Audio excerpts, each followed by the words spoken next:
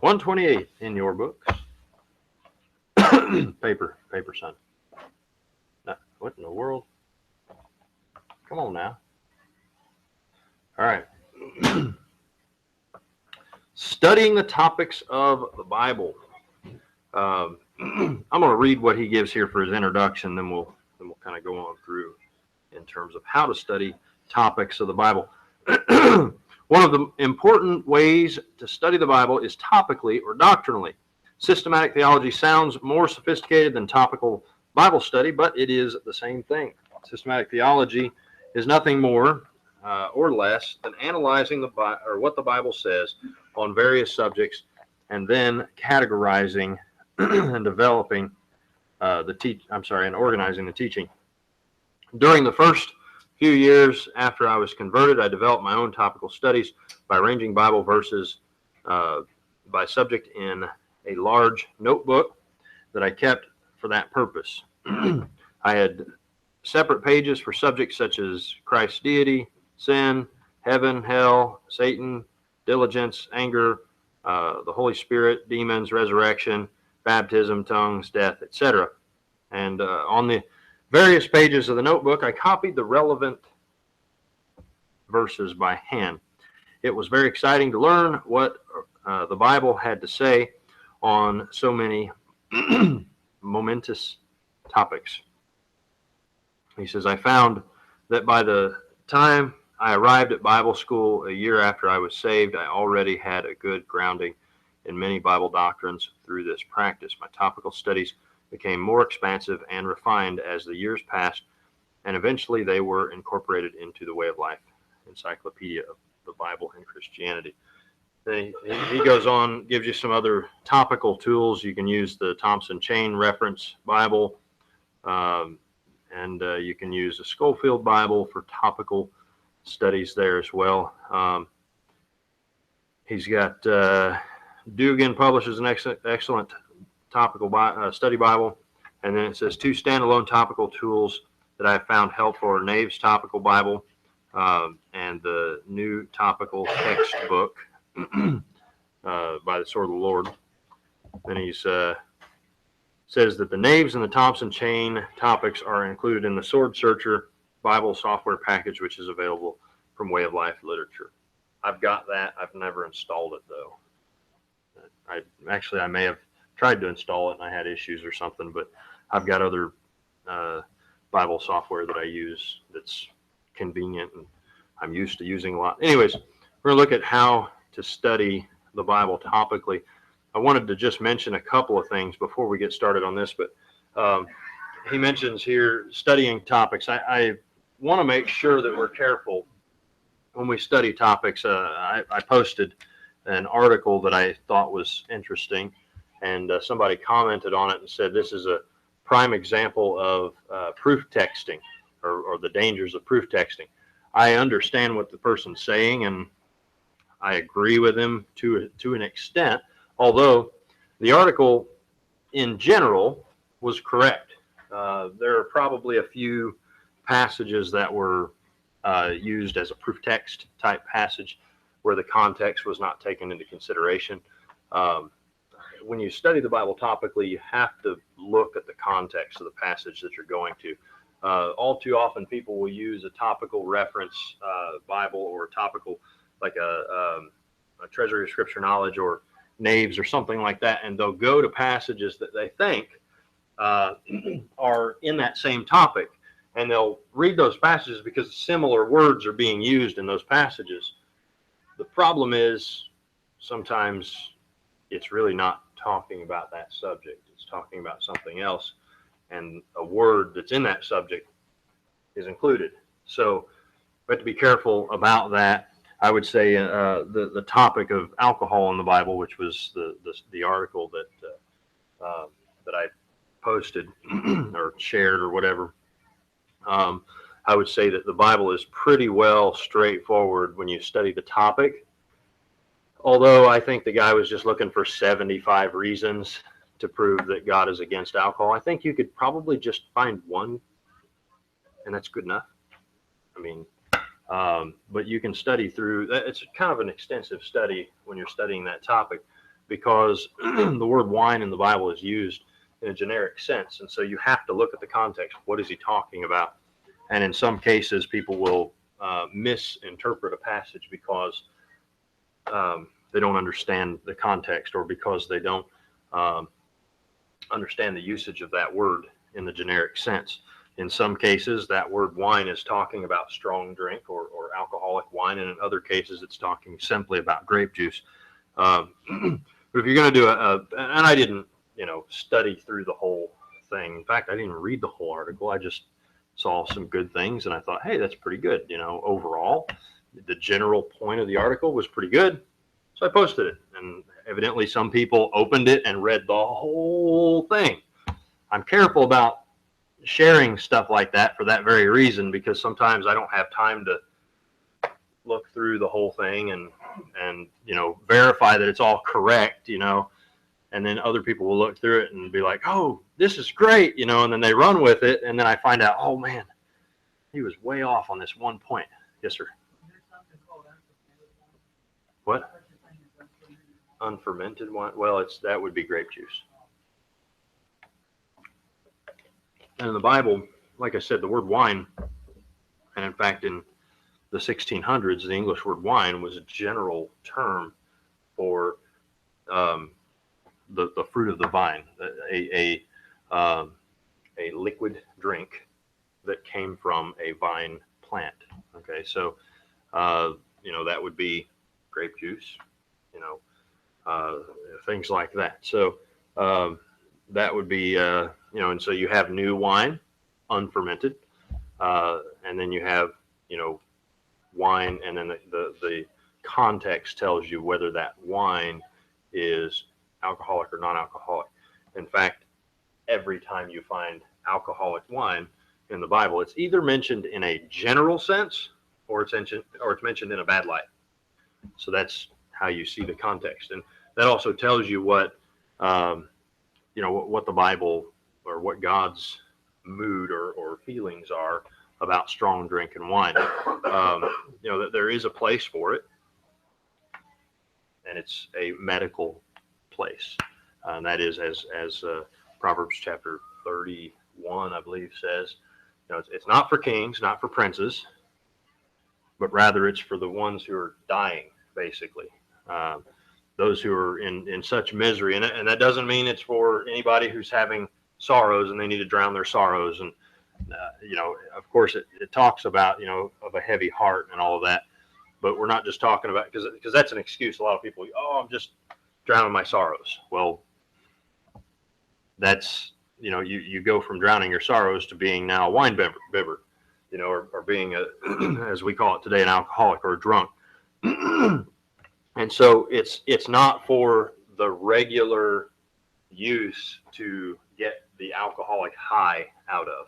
Okay, the point of it is someone's dying. Now we use morphine and stuff like that, right? But someone's dying, they're ready to croak, and that would just kind of take the edge off of the pain and suffering. That's the point. That's what he gives, and that's the only place that I see that.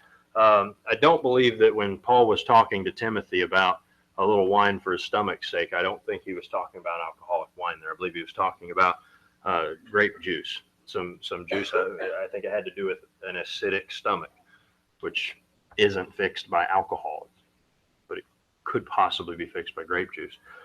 Anyways, that's a totally separate subject, but just an example of topical study. And so he's going to give some examples as well. So he says to go through the Bible and write down all of the important verses that pertain to the topic. Again, remember, not just all the verses that use the word. Now you can look at all the verses that use the word. Like if I know somebody that's done a study on, say, like love. And what is love in the Bible? Well, the study through every time the word love is used. Well, that's good, but you have to look at context and all of that. Now that may be a simpler one,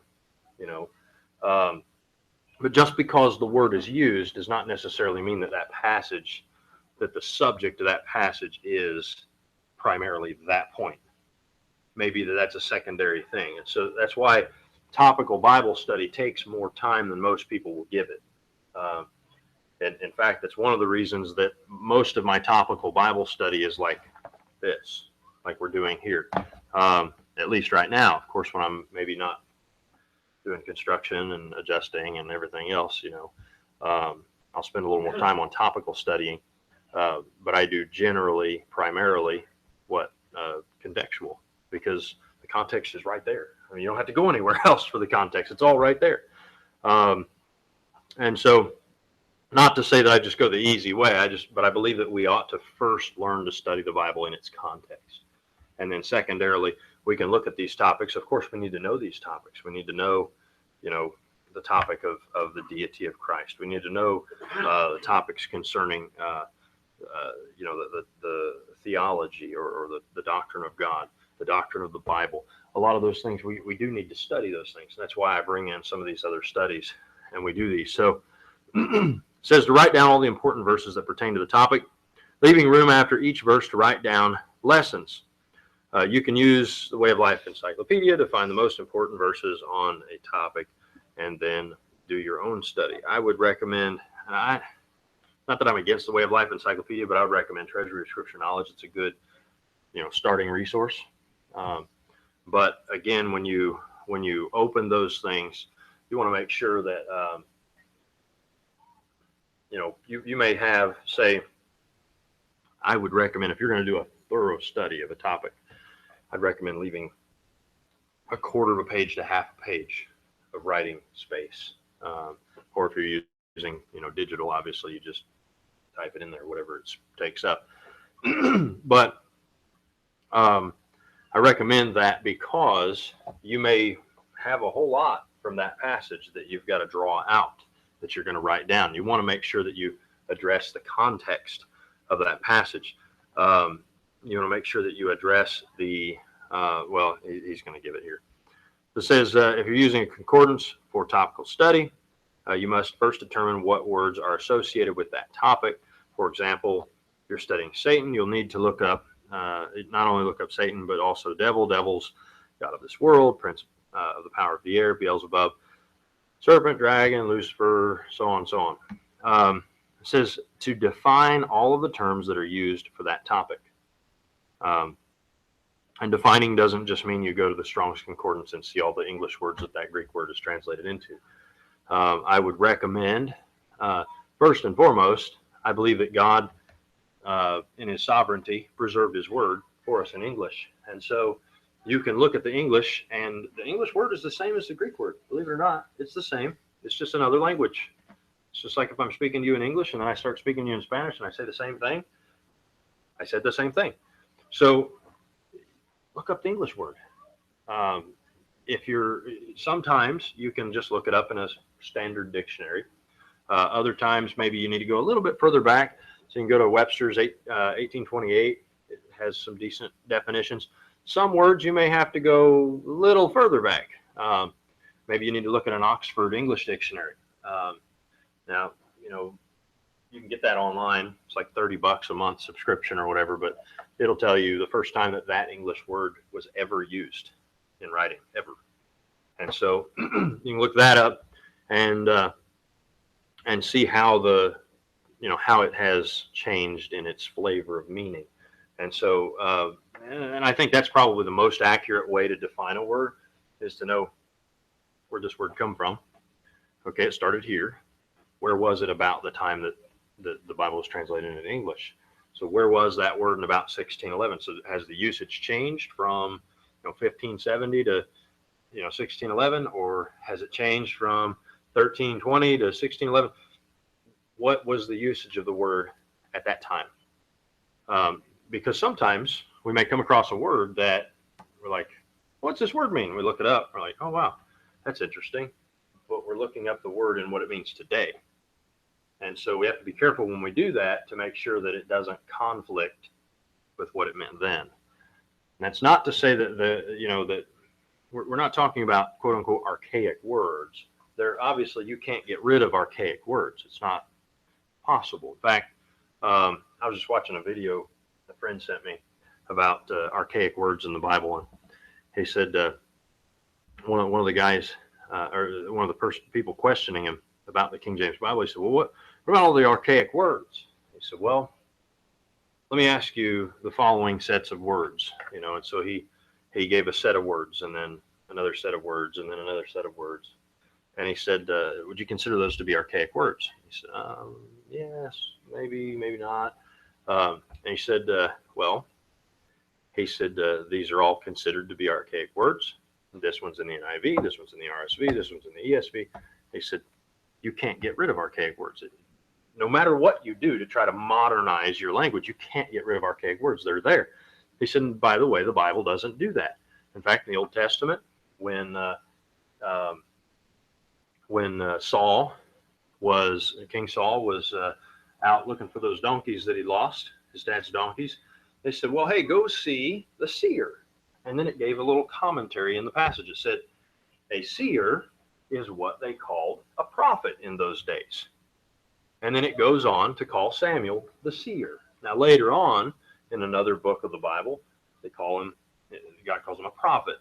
But what we do with archaic words is we define them, and then we use them as they're defined. And so that's what he did. He didn't say, oh, actually, Saul, seer means prophet, and so we don't use the word seer anymore. We're going to just erase that word from our language, and we're going to use the word prophet now. No, he said a seer is a prophet. That's what we call a prophet. Okay. So now when somebody says seer, we know what that means. So you just define the word, and there may be other words that we may just need to define. It's as simple as that. You don't have to get rid of a word just because you don't understand it. That's the wrong mentality. That's the mentality of, I'm dumb and I don't understand stuff, so you can't say stuff I don't understand. That's not a good mentality. Rather, you say, man, you're saying things I don't understand. I better study up to figure out what it means. That's instead of trying to bring everybody else down because I don't understand something. Rather, I'm going to maybe improve myself by understanding what they're saying. And sometimes that's not a good idea, though, when it has to do with things that are not technically intelligent things, like maybe certain certain words that you would have to look up in an urban dictionary, where you say, well, what is that kid talking about? Then you look it up and you're like, whoa, yeah, I'd rather just not know that.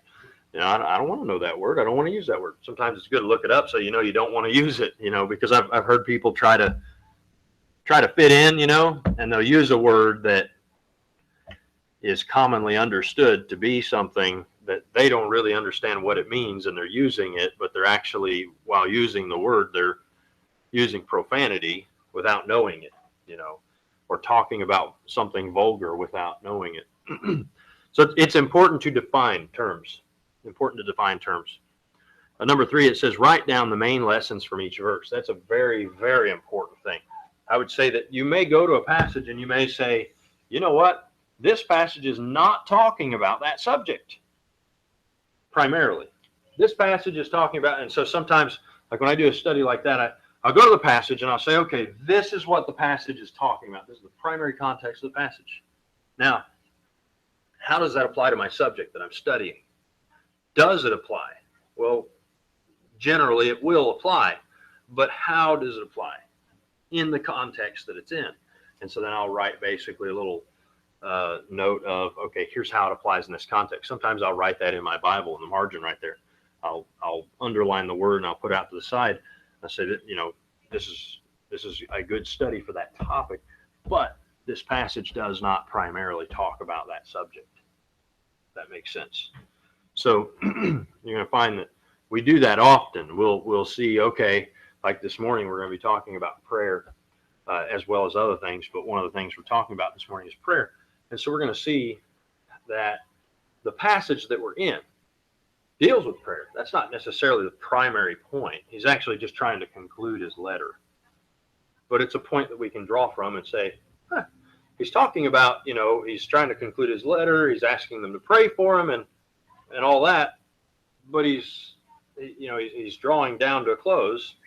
We can take that and say, okay, we have a command here. Now we can take some application from that. Make sense? So it may not be particularly talking about that subject primarily, but we may grab that and say, let's look at this just a little bit since he mentions it.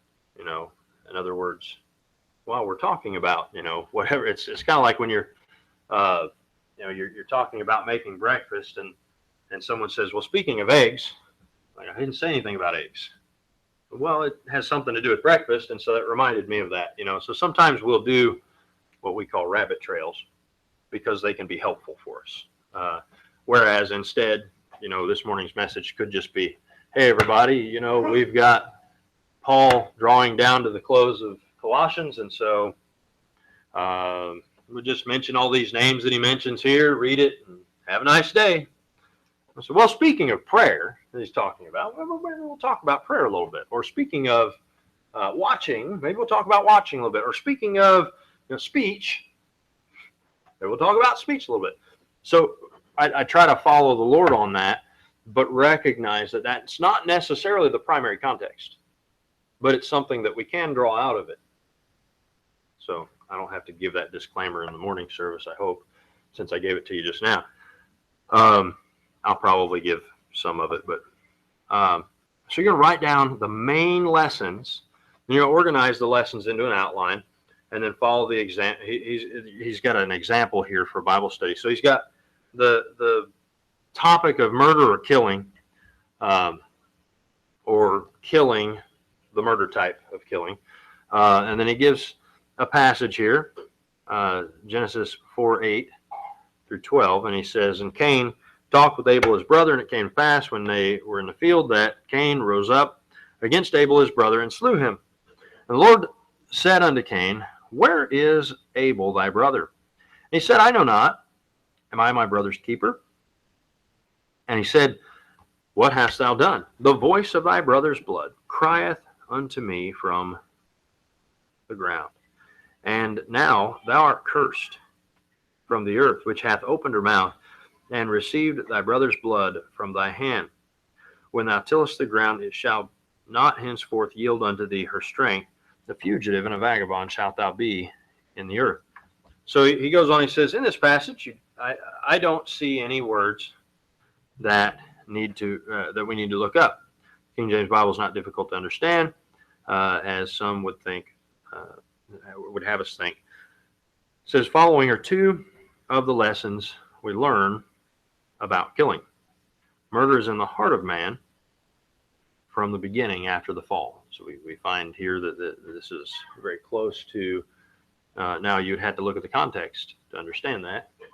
Of course, most people understand, you know, Cain and Abel are Adam and Eve's children right after the fall, right after they left the Garden of Eden, or were thrust out of the Garden of Eden.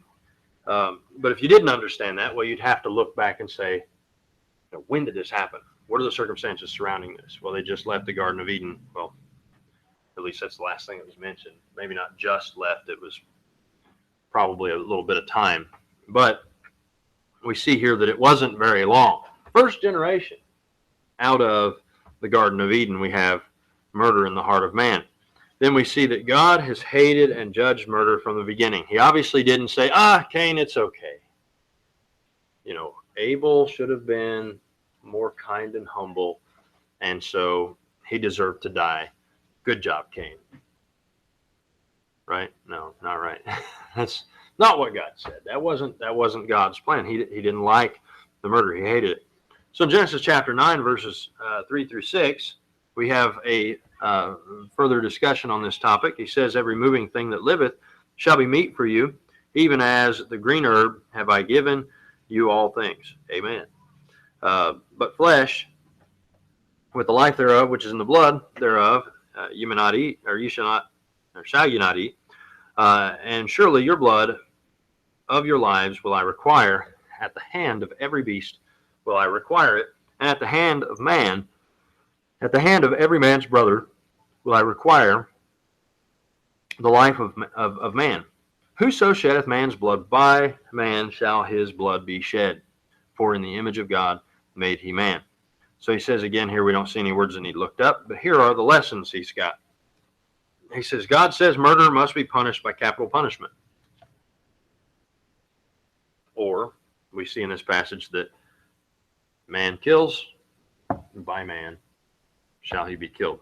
Notice what he, or how that happens. It says, every man's brother will I require the life of man, at the hand of every man's brother. So who in this passage is responsible for the capital punishment? Next of kin. So next of kin, it would be the case there. Now, we see that slightly change as time goes on, but overall we see that's the beginning of this. So again, this is something, if you're studying a topic, you also have to understand how sometimes topics progressively change throughout the Bible, slightly, depending on the dispensation, depending on, there are some topics that do slightly change, or there may be a slant or flavor of that topic, a concept, just something that, because obviously, you kill my brother in today's society and scripturally, I'm not supposed to come after you personally. According to this passage, if I just stopped there and said, hey, I'm done with my study on murder, I'm getting Brian. Well, I'm not doing right. I didn't study the whole counsel of God concerning that topic. Does that make sense? All right, so he says to kill an animal is not murder, but for an animal to kill a person is. Murder only applies to people. Murder is very evil because of what man is. Why is that?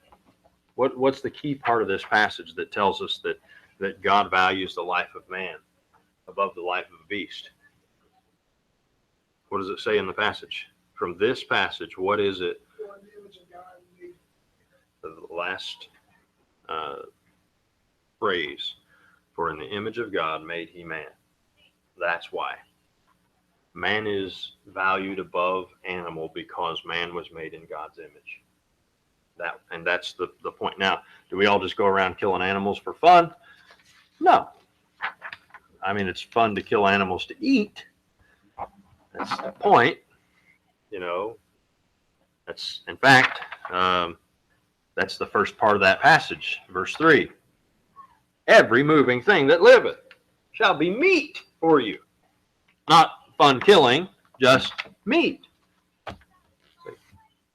Noah's like, get me a steak. Of course, he probably had to let them multiply before he went killing off cows the first day off the ark. It's like, oh, no more steak. That was a bad idea. Man, that stuff tastes good. It's too bad that's the last time we're ever going to have one. I killed, well, those animals actually, they went on the ark in sevens, so the clean animals did. But which is nice. 2 by 2, but in sevens. So, male and female, 2 by 2. But all clean animals, there were 7 of male, 7 female, and then there were 2 of the unclean, male and female. 1 male, 1 female of the unclean. Anybody never know that before? That there were 7 of every clean. There's 7 of every clean per gender. 14. I knew there was a 7. 14. 14, yeah. 4 plus 10, 10. All right, so Exodus 20, verse 13. Thou shalt not kill. All right. Obviously, we know based on the context when we study the rest of this passage, Exodus chapter 20, Exodus chapter 21, Exodus chapter 22, Exodus chapter 19, we study those passages, we're going to find that he does not mean just killing as a blanket statement. When he says thou shalt not kill, he's talking specifically about a type of killing. A premeditated cold blood murder is what he's talking about. Thou shalt not kill, if we took that as a general blanket statement, then capital punishment is no longer on the table either. And if we take that as a general blanket statement and we don't look at it in its context, then what we're saying is, if any killing of anything is what this is applying to, then God's contradicting himself all over the rest of the Bible, because he obviously gives the death penalty for multiple sins throughout the book of Exodus. And so if at a man's hand, or multiple men, the elders of the city, whatever, if at the hands of men, someone is to die for something that they've committed, whether it's murder or adultery or, whatever the sin was in the Old Testament, if they were to die, well, then thou shalt not kill. I mean, and they all just say, oh, he said, thou shalt not kill. Can't do it. Well, God's not contradicting himself. He's talking about cold blood, premeditated murder. So anyways, and in fact, there's other circumstances where you are responsible for the death of someone if there was something that took place that you knew and you were negligent. Like, for example, if you had an ox and he was known to push in times past, as it says. In other words, he's got his horns, and he's known to be aggressive and push with his horns. If he kills someone and you didn't do something about it to prevent it, then you are at fault. Now we can go. That's kind of where we get the idea of negligence and so forth. But we can look at it in the sense of, okay, I have an ox. Travis is going to borrow my ox. Hey, Travis, I need you to know you're borrowing this ox. Sometimes he can get aggressive and crazy. Be careful. He might kill you. Now it's Travis's problem. At your own risk. By the way, here's a waiver. Please sign it. It's kind of like when you go to Sky Zone. Say, jump at your own risk. They got this long waiver. Anybody ever read that all the way through? There's all kinds of stuff in there. We won't go into all that. But anyways, there's a lot of stuff that we sign off our rights for that we don't, I have read, check the box. I have read and agree to the terms and conditions. Well, make sure you read what you're agreeing to.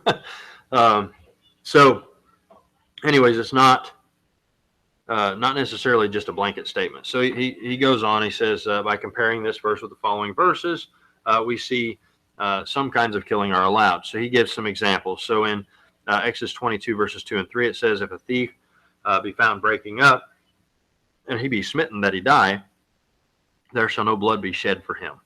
If the sun be risen upon him, there shall be blood shed for him, for he should make full restitution. If he have nothing, then he shall be sold for a theft. So in other words, if a thief is breaking into your house and stealing something at night, is what we're finding, then if he's smitten and dies, then that was his problem. That was obviously not murder, not considered murder. Now, rather, you've got that variance is if the sun be risen upon him. In other words, if he escapes and it's daytime, now you can't kill him. He's escaped. Now what do you do? Well, he makes it good. He needs to make full restitution. And if he can't make restitution, then he's sold for his theft, according to Exodus 22:3. So there's that point. So then he gives another passage here, which we're not going to read the whole thing.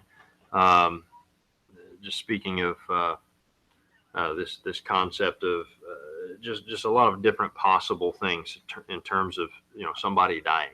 Okay, and it gives us in what circumstances did someone commit murder. So it says here, if he smite him with an instrument of iron, so that he die, he is a murderer. The murderer shall surely be put to death. And he says, if you smite him with a throwing stone, wherewith he may die, and he die, he is a murderer. In other words, someone's trying to kill someone. We have murder here. Now, of course, if it's part of capital punishment, that's a different story. It says, the avenger of blood himself shall slay the murderer. When he meeteth him, he shall slay him. Obviously, the avenger of blood is not considered a murderer, and he kills the murderer. Then we have, it says, but if he thrust him of hatred or hurl at him by lying in of wait that he die, or in enmity smite him with his hand that he die, he that smote him shall surely be put to death, for he is a murderer. The revenger of blood shall slay the murderer when he meeteth him. Then it goes on. But if he thrust him suddenly without enmity, or have cast upon him anything without laying in wait, or lying in wait, or with any stone wherewith any man or a man may die, seeing him not. So in other words, he threw a stone and didn't know there was somebody there, and cast it upon him that he die, and was not his enemy, neither sought his harm. Then the congregation shall judge between the slayer and the revenger of blood according to these judgments. So it's going to give, how it's going to take place. How is it that they're going to judge, and so on. So, I would like to spend a little more time on this. So let's just stop here, and we'll talk about this subject. Same subject. We'll look at this. I know our subject of study is not murder, but I think that it's a good idea to go ahead and study it as we're going through it here, and then that gives us some good practice on doing this. So any questions or comments about what we've talked about so far? Trying not to, that's not my pencil, trying not to get into stuff that we're going to talk about. Any thoughts, questions, comments? Got too many pens in my pocket. I think every few weeks somebody gives me another pen. I'm like, well, I got to carry this one. So thoughts, questions, comments?